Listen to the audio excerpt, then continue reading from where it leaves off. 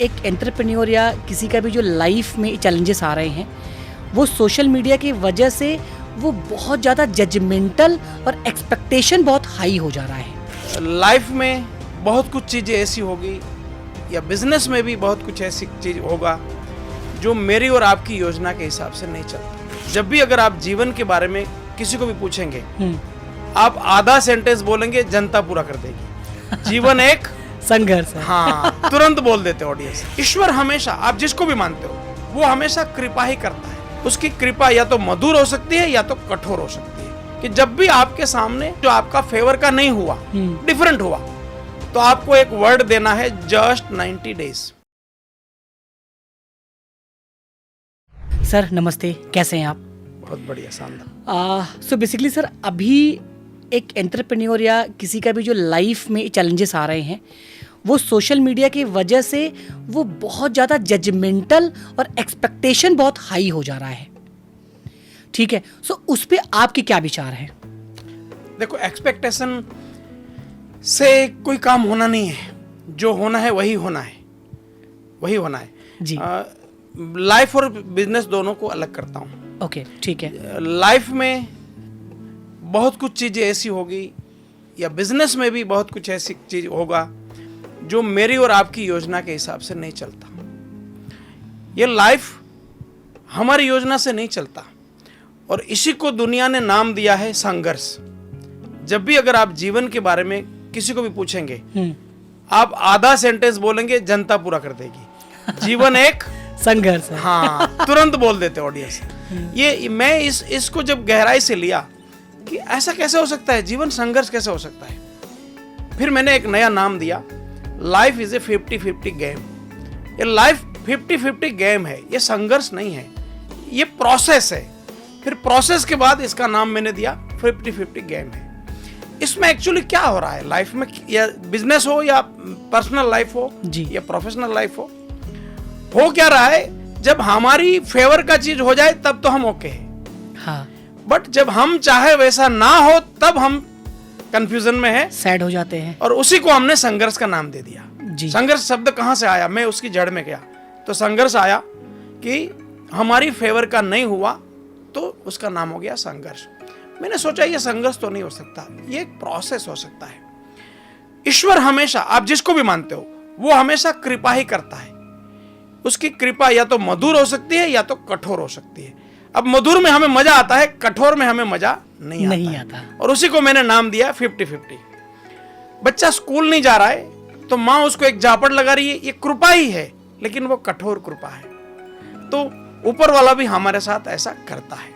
तो life 50-50 game कैसे है, हम जमीन हम तैयार करते हैं, किसान तैयार करता है, लेकिन उनकी मर्जी होगी तो बारिश आएगी। उनकी मर्जी से बारिश तो आएगी, लेकिन उसमें बीज डालने का, बोने का काम हमारे हाथ में है। लेकिन वापस बोने के बाद कौन सा बीज उगेगा वापस उसके हाथ में है। वो बीज उगा, उसको बाद कल्टीवेट करना, खाद पानी सब कुछ करना, वो हमारे हाथ में है। राइट। उसमें कितने दाने आएंगे, कितने फल लगेंगे, वापस उसके हाथ में है। जब वो फल आए उनकी कृपा से, फिर उसको खाना हमारे हाथ में है, डाइजेस्ट करना वापस उसके हाथ में है। तो ये लाइफ 50-50 गेम है। उसमें कुछ चीज हमें अच्छा लगेगी, कुछ हमें अच्छा नहीं लगेगी। अब सवाल है तो फिर क्या करें, तो मैंने उसको एक नाम दिया है, या मैं इसको मंत्र दिया हूं कि जब भी आपके सामने ऐसी परिस्थिति हो जो आपका फेवर का नहीं हुआ, डिफरेंट हुआ, तो आपको एक वर्ड देना है, just 90 days. Okay, just 90 days.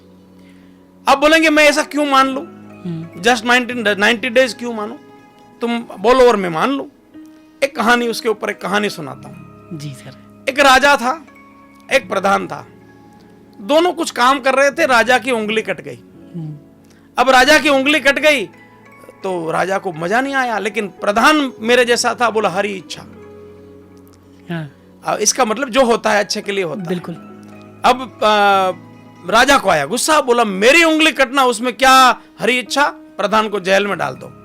प्रधान, अब सवाल आता है, मेरी आपकी उंगली कटे तो आप हरी इच्छा नहीं मानते, मैं भी नहीं मानता। हाँ। राजा ने बोला कि प्रधान को जेल में डाल दो। प्रधान जेल में जा रहा था लेकिन बोल रहा था हरी इच्छा। बस मेरी और आपकी लाइफ में यही है कि हम हरी इच्छा बोल नहीं पाते। प्रधान जेल में गया, दूसरे दिन राजा शिकार पे गया और जब सैनिक साथ में थे लेकिन रास्ता भटक गया, अकेला हो गया। और जंगल में रहने वाले कुछ लोग, उसके यहाँ देवी का त्योहार था, वो लोग बलि ढूंढ रहे थे और उसके हत्थे चढ़ गया राजा। अब जंगल में काहे का राजा, उठाया, नहला धोला के मंदिर के देवी के सामने लाए। पुरोहित ने चेक किया तो बोला ये उंगली कटा हुआ है, ये खंडित है, ये बलि नहीं चलेगा, उसको वापस भेज दो। राजा को छोड़ दिया। भागते हुए राजा आया प्रधान के पास, दरबार में जाके हुक्म किया प्रधान को रिस्पेक्ट पूर्वक वापस लाया जाए। प्रधान वापस आए, राजा ने माफी मांगते हुए बिठाया, बोला वाकई आपकी बात सही थी, मेरी उंगली कटी, वो हरी इच्छा सही थी, वरना आज पूरा कट जाता था। लेकिन प्रधान जी मुझे एक बात समझ में नहीं आई, आपको जेल में डाला उसमें क्या हरी इच्छा, वो अभी भी मुझे समझ में नहीं आया। बोला महाराज अगर मैं जेल में नहीं होता तो कहाँ होता? बोला मेरे साथ। बोला सर आपके साथ होता तो मेरा क्या कटा हुआ था? तब राजा को समझ में आया। ये कहानी सुनने के बाद आपको या सुनने वाले को मजा आएगा, उसको दुख नहीं होगा। क्यों?